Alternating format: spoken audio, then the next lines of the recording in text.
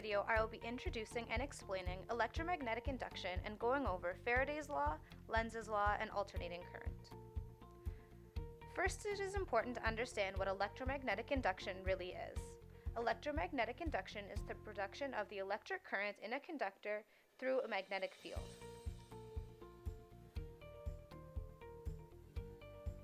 As with most things in physics, the definition also comes with a law. The law of electromagnetic induction states that any change in the magnetic field near a conductor induces a voltage in the conductor, causing an induced electric current in said conductor.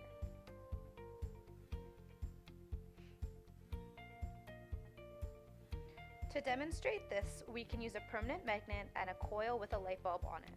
If the magnet is held stationary in or near the loop, the light bulb does not light up because there is no change in the magnetic field near the conductor.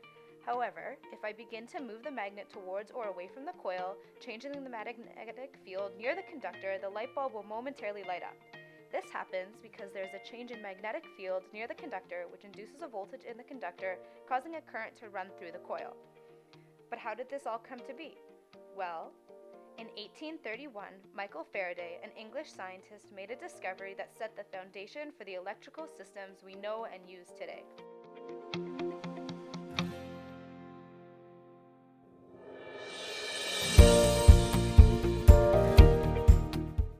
Faraday used a ring attached to a circuit to demonstrate his findings.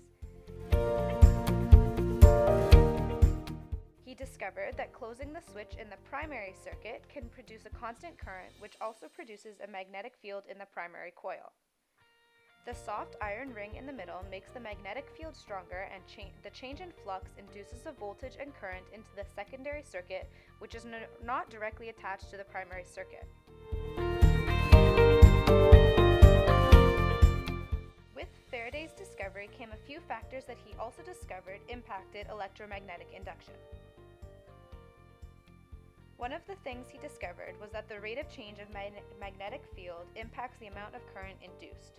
The more quickly you move the magnet in and out of the coil, the greater the rate of change that you cause in the magnetic field near the coil. When the same coil of wire is passed through the same magnetic field at an increased velocity, the wire will come in contact with the lines of flux or change in magnetic field at a faster rate, so more induced current is produced. He also discovered that more loops in a circuit means that there is more electricity in the circuit, which induces a stronger magnetic field and therefore a stronger induced electric current.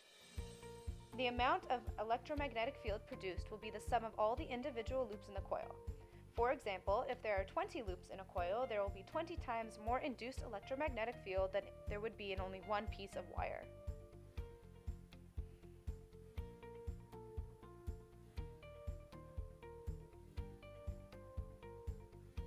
A few years after Faraday, the Lenz law came to be. Lenz's law states that an induced current flows in such a direction that the current opposes the change that induced it. To show this, we will show you the way that a magnetic field is induced by a current. Here we have a wire that is sitting in a magnetic field. The vectors show that the magnetic field is constant. We are able to show Lenz's law when there is a change in the magnetic flux going through the surface.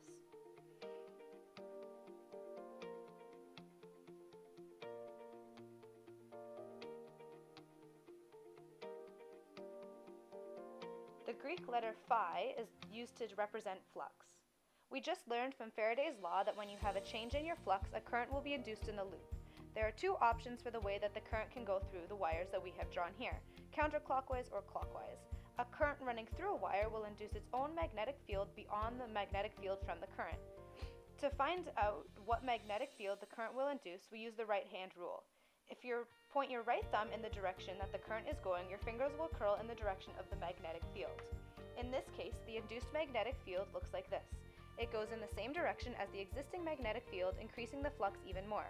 If the flux increases, then the current increases, causing a never-ending cycle and energy appearing from nowhere, which we know based on the law of conservation of energy cannot be possible.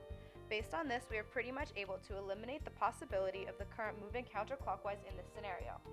If we do the same thing for the wire with the current going in the clockwise direction, we will be able to show how Lenz's law works. If we use our right hand rule again, our thumb points in the direction of the current and our fingers curl in the direction of the magnetic field, which makes the induced magnetic current look like this. The produced magnetic field counteracts the change in flux. This is Lenz's law. The induced magnetic field should go in a direction that goes against your change in flux. If the flux is increasing, the magnetic flux that's induced by the induced current should make the flux decrease. If you push the north pole of a permanent magnet into a coiled conductor, the coil repels it with the north. If the right side of the coil needs to be north, you can use the right-hand rule for a solenoid to determine that the direction of the electric current needs to be going down the coil at the front. If you pull the north side away from the magnet, the coil will attract it back with a south. If the right side of the coil needs to be south, you can use the right-hand rule to determine that the electric current will be moving up the coil in the front.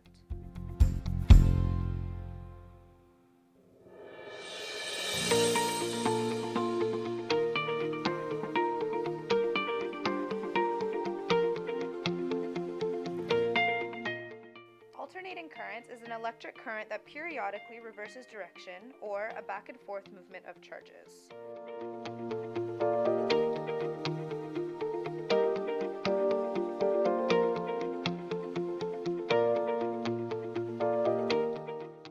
Pushing a magnet into a coil will create an electric current while the magnet is moving, and the current will only go in that direction for as long as you have the magnet in that direction. However, when you reverse the direction of the magnet, the current will also reverse, making the current go back and forth in the coil. Alternating current started being used when scientists realized that direct current was not efficient enough for use in large buildings due to the large amounts of energy lost. There are many safety systems that use alternating current to prevent harm to you and your appliances. Fuses and circuit breakers prevent an excessive amount of current from running through a system. Ground fault circuit interrupters make sure that there isn't changes or differences in the current going into a circuit compared to the current going out. If it doesn't detect current going out of the circuit, it will shut the system off. That's all for today. Thanks for watching.